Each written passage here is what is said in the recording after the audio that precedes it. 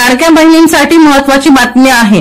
मुख्यमंत्री लाडकी बहीण योजनेतील पात्र महिलांना लाभाचे वितरण 17 ऑगस्ट रोजी होणार आहे। आतापर्यंत सुमारे 1,35,00,000 महिला पात्र ठरल्या असून 17 ऑगस्ट रोजी त्यांच्या खात्यात पैसे जमा होणार आहेत। त्यापूर्वी महिलांच्या बँक खात्यासंदर्भात सरकारने महत्त्वपूर्ण आदेश दिलेत। या आदेशाचे पालन न केल्यास महिलांच्या बँक खात्यात पैसे जमा होण्यास विलंब होणार आहे। त्यामुळे लाभार्थी महिलांनी शासनाने सांगितलेल्या अपडेटवर त्वरित दुरुस्ती करून घेणं आवश्यक आहे।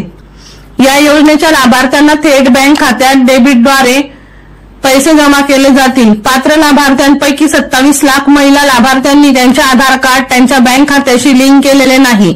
या महिलांची बँक खाती आधार कार्डशी लिंक करण्यासाठी सरकारने विशेष मोहीम राबवण्याचे आदेश दिले आहेत।